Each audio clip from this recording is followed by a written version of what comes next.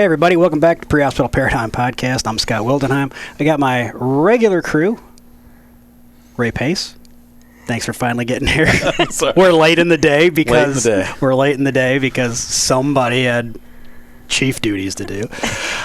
And got Dr. John Hill across from me, and our special guest, but part of our regular team here at UH, is Laura Frost, and she's our manager of community outreach stuff. So the show notes here reflect something else, but we're going to manager of EMS and community outreach. Of course, Dr. Hill's over there putting questionable things in the show notes for today. So anyway, today, I want to talk about event medicine, and really from the perspective of the setup, the logistics, the pre-planning, the stuff that needs to go into that for any department, whether you're talking about, a community level get together with, just your local population, or you're talking, in my case, I was part of planning for something as large as the RNC when they came to Cleveland, right? Yeah. So there's a wide variety of considerations that need to go in there. We want to kind of talk about some of those things. So there's off air, you said the talked about proper planning and piss poor performance, right? Yeah. This is one of those things that, can really bite you if you don't spend a little bit of time, and of course, depending on the size of the event, a lot of time planning it out. And you have a lot to do with the Canfield Fair. Yes. So tell us a little bit about what's gone on there. And that's, again, just off air, what was the second largest? It's the second largest fair in the state of Ohio. Second largest in the state of Ohio. So. Yes, and it's 6 days long. It's all week. All week. All week. Over a holiday weekend. It's usually the end of August into September, so it's always hot. Very hot. How many people do they see there? On Saturday, Sunday, Monday, about 1150,000 people crazy. come through each day. Yeah, the large crazy. Concerts at night. Yes. Big country singers. They draw. Tractor pull. Tractor pull's huge. They do demolition derby out there too? Yep. It's a ton of events. Car fires. It's fun. A lot of car fires. Car fires, sure. Mm-hmm. And in what kind of things in your jurisdiction do you have in the event medicine space? For me, we have an event that recently moved. We used to have a air show. Smaller. We have a grass field airstrip in our township. Yeah. So they would have all different types of planes. Sure. We called it Wings and Wheels. That's since moved locations because they outgrew the current location. We partner with the airbase when they do have the larger air show for that. A lot of logistics, long period of time, tons of people. It's usually extremely hot. Those are some of the big ones that I could think of. We help with the Trumbull County Fair. Yep. We assist there. But I mean, even like to your point in the opening point about everyone's town, whether you're a city, a township, a village, whatever you are. Yeah, right. It could be high school graduation. Could Absolutely. Be a huge event. Yeah, like one of the things that we do is we pre-plan our high school graduation a little bit. You have all of your bleachers at the football field that are completely full. What's the temperature? What's the age of those attendees? Stuff like that. And then in my pastoral at Portage, we used to do some stuff with Kent State graduation. So it could really be any large, just a general event, whether graduation, some type of festival. It just could be any of those things. Fair, you name it. Yeah. And we just came off recently here, the Cleveland Marathon. This was actually the first year I didn't do anything. I usually run communications, EMS communications for that every year. And this was the first year I didn't do anything. After my 10th year, I figured I could take 10th year off and then start my next 10 years and do it. But we just came off of that. I forgot the 4th of July. That's our thing. Totally spaced on that. I apologize. 4th of July parade in our township is that's a big deal. Huge. Draws it. Oh, yeah. Well, and we'll talk about this for planning, and you have to worry about like access too, right? So if you're talking about a parade route, you've got typically a main drag that's closed. It's probably splitting your township or your area into two separate places, and how are you going to get around that, or get through it, or stage so that way you can cover where you need to cover. So you just want to start with that. I mean, you open the door, and let's talk about the let's talk about the access. One of the many things you need to consider when you're getting ready for these things is not only is how are you going to get equipment and apparatus in, but if you're staging there, how you're going to get patients out. Yeah. So I'll kind of start with my experience with the RNC, where any of our vehicles coming into that space was heavily scrutinized by Secret Service, FBI. So there wasn't just come and go as you please. There wasn't the cop that you knew from your township or from your jurisdiction. Be like, hey George, hey, and they let you drive in. Yep. We had to go down to the stadium, be cleared by bomb dogs, and then the trucks had to be escorted back up. So actually transporting patients was almost a problem in that particular case. So we had ambulances in the hot zone in that inner circle, and we had previously agreed that we would only transport out of that if it was cardiac arrest or STEMI or something. Otherwise, we would have ambulances that were posted on the periphery come to that margin, right? And we would actually do a patient handoff, so care provided on scene, and in our particular case, what we were servicing there was the convention center. We were bringing them out right to that periphery, and then we were taking them out. Sometimes a couple of the patients we took out in. We had the luxury of having an ATV, having a 6x6. Took them out, put them in the ambulance, and then another couple times actually into the ambulance to ambulance, and then took them off so they didn't have to go through all of that. But even something as even something more regional, you said a parade, right? Mm-hmm. If that's all jammed up, you got to figure out how you can get out of that, depending on geography and what you can accomplish in the space that you have, right, in the anticipated footprint. So, anything else on access that comes to your guys' mind? No, that's huge. Access with parades, so we have to think about that. That will decipher our township essentially into north and south. Sure. We're going through the main west to east thoroughfare, so you're going to tie it up. And then now, because of recent attacks and because of some of the things that have happened, whether they're foreign or domestic, use the Cleveland Marathon, for example, or any type of street fair or any type of parade now. What's parked at every intersection? 2 snowplows with a dump bed full of sand or stone something or some item, and those drivers usually aren't sitting in that truck. So their only goal is, well, I need to park all these trucks here to block the main intersections so no one can drive into that crowd of people and hurt them. But now that's another obstacle. Access is another problem. So one of the things that we had talked about for this year is we will not put all of our apparatus into the parade. We will have select a north and a south staging crew, and that's the way it's going to go. But like even little logistics that we cover in pre-planning prior to the parade is before everybody even gets into the trucks, we have staff members' families, we have their children.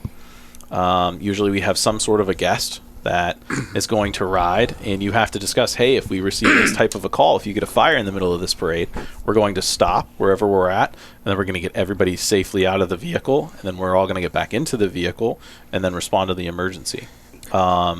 And not every exit essentially is blocked with a snowplow truck. Some of them we've had police cars and they're standing by them, so we can use those as more of a movable object. If you need to, Yeah, but it's just something that simple. If you didn't plan that and you're in your normal 4th of July parade and there's, 4 kids in the back of your engine, do you have a parent for those children to get them out? All those type of little logistics that I know they seem very small. They're small until the tones hit, and then you got to handle it. Yeah. Now it's a problem. I think back to the village I grew up in. The fireworks were in the park. Every 4th of July, there was one way in, one way out of that. Yeah. Right. Where'd we? As I think through it now, right? Like I do things real differently today. That if you ask me to do it today, than 25 years ago. Where's the ambulance? It's parked way around back, right? If somebody crashed a car or something in the front, there was a shooting, there was a mass exodus for some reason, all that was jammed up, we weren't going anywhere, Now it's going to bottleneck. Yeah. It's just going to bottleneck, right? And if everybody's fleeing, let's just worst case scenario, active shooter, something like that, bomb scare or whatnot, and they're not going to say, "Oh, let the ambulance by." They're all going to be fleeing and like you said, bottlenecking up. And I think it goes into the design of your event. Kind of, Correct. Laura's dealt with the Canfield Fair. How you talked about, we have these ambulances in the hot zone. There is 1 or 2 ambulances next to the first aid station in the hot zone. And then, they're using UTVs to go out because it's easier to leave the ambulances on the outside perimeter. And when you have 150,000 people in this small area, it's hard to get to the patient. Yeah, and that's something we've run into is, you have this person who needs help, they fell, whatever it is. How do we get to them, but also take our equipment and everything we need, but then to safely bring them back to us? So we don't actually take the ambulances inside the fairgrounds unless there's a cardiac arrest or some type of big significant event. Otherwise, it's all the gators. Go get the patient and then make the determination to either come to us or if they need to go directly out. And I imagine, if you had a limited budget or whatnot, in worst case scenario, you could improvise something, right? Find somebody's pickup truck, or not that I would be bahaing them across but I mean, not everybody has the luxury of a gator or something else, right? Right. But to highlight your access point there, I can remember a concert event that we were doing, and similar process. We had a kind of on the periphery. We had a trailer set up, which was our field hospital, right? And then we would send out. We had 2 gators that were running out, and of course it was incredibly hot day, and of course it was incredibly humid day, and everybody was drinking, right? So we had the trifecta, and we would watch people go down, hear the radio call, and then the gator would, and we were just up elevated enough, we were kind of looking down, and we would watch as, it would just take forever for the gator to work through the crowd. I'm like, I know he needs to get there. I probably could walk there faster, right? Yeah. And that's eventually what we were doing, is we would send the gator out. Just like a chase person almost. Right. We would just, they were grabbing a bag and walking out because it was faster. You think you can drive there and back, but turns out a bunch of drunk people flying all over the place give lights and sirens, they don't move, they don't hear it. Right? Yeah. They don't, and again, we were up close to the stage, it was loud, they probably could not legitimately hear it as well. And that's but there might be nowhere to go if you're that crammed in, nuts to butts. It's much, Right. It's true. Yeah. Getting a big ambulance down a narrow pathway, essentially, if we're talking about like a festival, not necessarily on a street, but like fairgrounds. Yeah. It's hard to get big vehicles there, and sometimes ATVs make way better sense, is what we do at Canfield. Right. Yeah. But, eventually that's what we were doing. We were just sending humans out, and they were getting there first. By the time they wiggled the ATV, and that's what we repatriated the. Right. And generally, I think they could get back faster once everybody knew that something was going on. But just things to keep in mind from an access perspective. And our routes were constantly changing at the Canfield Fair. If they have an event in the infield or something, you can't go that way to get your ambulance out. So it's, you constantly had to know, what are they having during concerts? You can't go this route, you have to go this route, or changing that. And then also thinking about like helicopter access. If we would need to fly someone out, where are your landing zones, making sure, flight team has those ahead of time, because in the middle of pure chaos, no one's like, oh, we have to call a flight team and give them the exact coordinates to land. And set up a landing zone. Correct. Put your lights out, put your flag in. Yes. Those things. So making sure that, ahead of time we set that up. This is zone 1, 2, and 3, and flight team has those pre-programmed. So just to make sure that we think of every option. From the aeromedical standpoint, that's a really good point, right? Mm-hmm. To have that set up, have those coordinates already. Yeah. Just tell them you're going to 1, 2, or 3, and they know where they're going. Right. Yep. So, your point about as things evolve and as things change, the dissemination of information there, of course, that plays into communications and essentially an incident command structure like we would have on any other scene, right? Mm-hmm. Hey, this route has changed, and how that gets communicated. It's been my observation that a lot of events try to use simplex talk-around channels for rather than their main repeated channel on their radio, and oftentimes smaller events.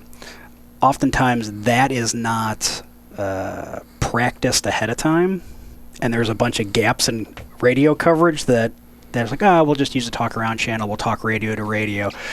but turns out, opposite sides, once you put a bunch of carnival equipment or whatever in between, doesn't behave like you expected it to. Or like an open field where I can have line of sight. Line of sight, right. As opposed to going through a bunch of humans, carnival equipment. Absolutely. It's even... It's use the marathon for an example. The half marathon and the 4K and whatever else goes on Saturday, that's in such a compact space that they can use a simplex talk around channel for communications with the radio system that we UH have and we bring to our UH sponsored events. But the course for the full marathon is so expansive, we actually have to go sit on a bridge with a repeater mast up in the air to be able to cover that entire span, and use a completely different strategy for communications and something like that. In the space of the Canfield Fair, do you guys use a radio system, or are you using Marks or? So we're on Marks radios, and they actually have it set up. We're very fortunate for this because it is such a huge fairground. There are so many people that we actually are radioing into their true dispatch. So we actually don't do any type of patching or anything that. Yeah. So they set up 2 dispatchers, one for the fair and one for their normal 911 calls. Oh, that's awesome. Yeah, and one thing I did learn through my event medicine years is nurses aren't taught how to talk on a radio. Fair. So that was something when we started adding nurses in at the fair, is I was like, okay, here's how you push the button, here's how you talk, and people don't realize nurses are never taught that. Yeah, here's the cadence, here's the... Right, and if you didn't grow up with fire family and police family, you've never heard safety, radio chatter, exactly. How to acknowledge and respond and stuff. No, that's very reasonable. If you're using, let's just expand that. You're obviously focused on nurses, but if you're using volunteers, correct. Or you've got people doing traffic control for you, or whatever the case may be, they might not be familiar with that. And Marks, for anybody is our statewide trunked radio system that we have here in Ohio. The other thing too, on top of communications and radio communications, you might have a cellular problem. Which we do every year. So to relate to the fair, did you bring in mobile repeaters? Did you test that? No matter what your vendor is, Verizon, FirstNet, AT&T, etc. Yep. I could tell you that our current vendor, that is one of our sponsors, works really well there. FirstNet works very well. We had some other vendors, it did not work well, even with on-site repeaters, boosters. So that can be difficult, not only to us as, maybe we're trying to chart on an iPad, but it's also difficult for that person that's trying to get out and call 911 now. So if they're unable to make that call, what are they going to do? They're probably going to run to the closest food truck, or maybe the first aid station, or they send someone actually to run to the first aid station and say, hey, this person over here needs help. And you don't know how far they came. And I think those things, is a good education piece, not only to our viewers, but to the general public. Hey, if you're coming to this event, think about these types of things. Yeah. Know where the first aid stations are. We put a lot of good signage up there, trying to direct people. But I attended Country Fest down at Clay's Park. It's the same way. As soon as you put that many people into a small area, not everybody's cell phone works. Yeah, you could take a video or a picture, but they're not able to get out and call 911. So those are other things that we have to think about. Even in a situation where, I can remember this happen. When did they were the Indians at the time, not the Guardians. When did the Cleveland Indians go to the playoffs or whatever? Anyway. You're talking late 90s? It was late 90s. I think it was late 90s. Yeah.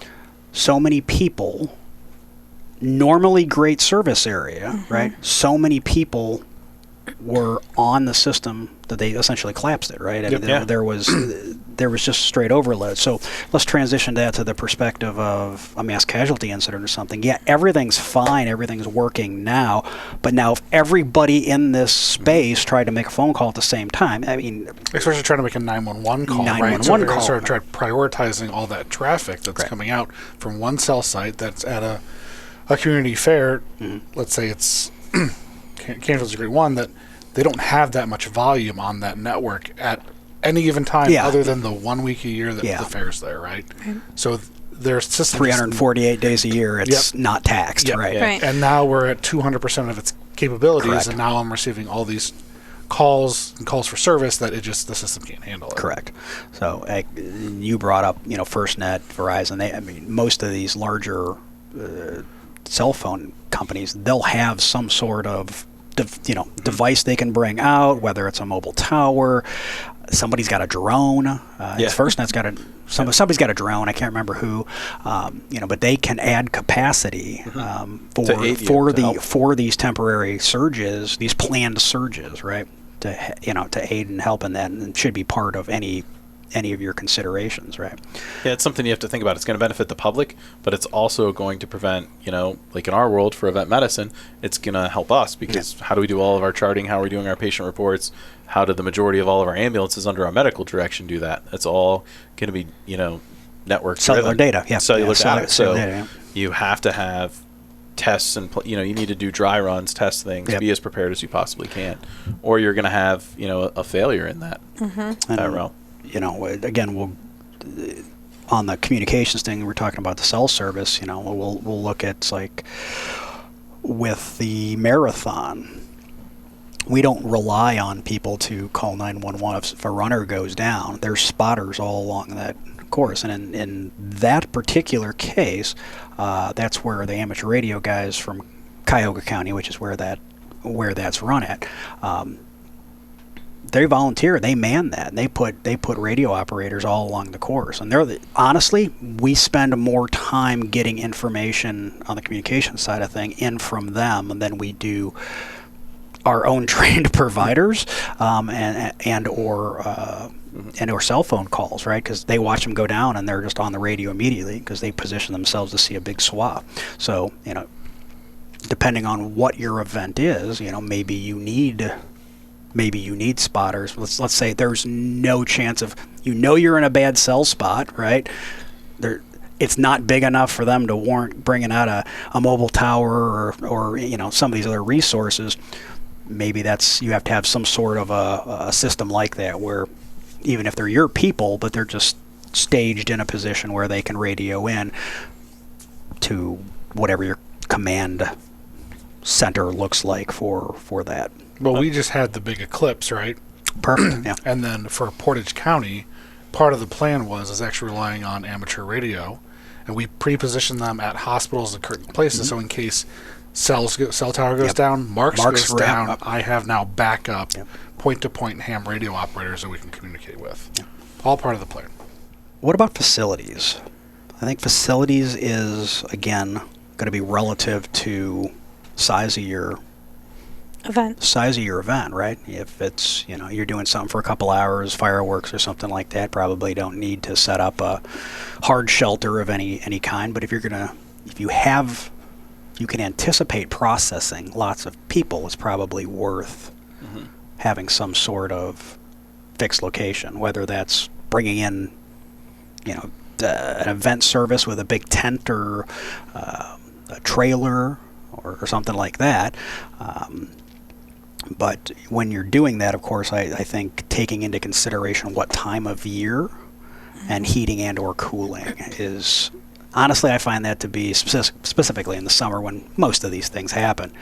Honestly, the cooling and the availability of ice and stuff like that it seems like it's always a challenge in some of the things I've been involved in. Well, that's your big thing you're going to be fighting with is the environment, right? Yep. So if it's in the summer months, you have to worry about people getting too hot and dehydrated. If you have a facility that you can, a field hospital almost set up to bring them back to, that you're going to have your ice already in, you're maybe going to have your water cooled and ready to go, and more ideally to have that, and we have this at Canfield Fair, a building that's air conditioned. Yeah. So if you can set that up ahead of time and say, this is going to be my field hospital, bring sick to me, we can have most of our supplies there to help manage those patients initially, and they're in an air-conditioned, cooled environment, that's going to help. Flip side is, let's say you're doing we're in northeastern Ohio, we're doing a polar plunge in the middle of winter. Yep. If I could set up some tent building that I can heat, warm it, so that way if I have people that are cold that can come in, they have some place that they can warm up. So getting those fighting the environment's the big thing for these events. And the problem is we're not dealing with one patient. Once it gets hot enough or cold enough, you're not going to have one patient that goes down. You're going to multiple. have multiple, Yeah. right? Yeah. And how do you manage all those people at once? The you say that, and I flashed back to, I think it was 2014, maybe 2015, with the Cleveland Marathon. Yes. We had I was there. every single season in the same day. Yes. Oh, yes. It hailed. Marathon. Oh, We yeah. treated Yeah, that was hypothermia and hyperthermia Yes. and everything in between, all in the same day. Yes. And was that miserable? And I got carbon monoxide poisoning that day too. So turns out the heater in the comms truck had a small issue. Small league. Small issue. One thing for us at Canfield Fair, like to think about is, you're going to use your dunk tank. Yep. Well, where are you going to get all the ice from, Yeah. right? We don't have freezers just making ice, so Right. it's finding some place to contract to have ice so that you have it when you need it. And, no, we may not need it this day because it's going to be, 60 and rainy, but on the day that it's, 80 and sunny and beautiful, and everybody comes out from newborn babies to 103-year-olds that want to make it to the fair, and I've been here every year of my life. We have to take care of those people and plan for those people to have heat issues. Yeah, you bring up a good point, specifically with the summer months, is standard of care for hyperthermia now is to dunk them. Correct. Right? It is to dunk them, not to pack some ice packs on them and spritz them with a spray bottle and hope they get better. It's one thing if they're uncomfortable, but if they're physiologically ill from a heat emergency, you have to have that availability of a vessel large enough to dunk somebody. And like you said, the availability of ice, like I think I said that a minute ago, it seems like that's always a thing, is the availability of ice and water to some extent. I know, here in our prep for various events, we just have pallets of water, right? Mm-hmm. I mean, just pallet of drinking water, as well as just 5-gallon drums staged, ready to fill up dunk tanks or whatever we need. But yeah, all that needs to be. That's not something you should be ad hocing Right. real time. Of course, there are ad hoc methods of managing that, but that shouldn't be your plan going in if you're expecting any volume of people. Yeah, definitely. If you're going to be out and dealing with temperature emergencies, Yeah. you need to be prepared for those. Yeah. You're prepared. It's not a tarp and we'll go get some ice. It's have a vessel you can dunk somebody in, or if if you're cold, you need to warm somebody up, have a bear hugger. Talk to whatever you can to get a quick way to warm these people up. Yeah. Or I know hot water's not necessarily recommended anymore, but Something may be better than nothing. true. In some of these cases, yeah. And for the heat emergencies, like we learned very recently in the last 10 years that the transport time from wherever that patient's at to a hospital, they're going to get worse and worse the longer that you have to transport them. So we want to treat them on scene. We want to get their temperature down below 102 and then transport. It's getting them under 102 is what's the most important part of those heat emergencies. Yeah, that case we just had, exactly that happened. They were at 108. They dunked them. They got them down to, I think, 103 at just about the 30-minute mark, and the decision was made to go. And I maybe in hindsight they should have left him in a little longer, but patients started getting worse, and then they probably only had a 15-20 minute run to the hospital. But they, mental status was declining yet again as they were. But that's something to think about is your transport time, right? Yeah. Because if you're coming to an event, for example, I've sat in traffic going into the Canfield Fair for an hour and a half, 2 hours. Well, the ambulance can't just go. So you have to consider that also. Right. Are they safer on scene with us than they are sitting in the back of an ambulance with one paramedic sitting in traffic? Right.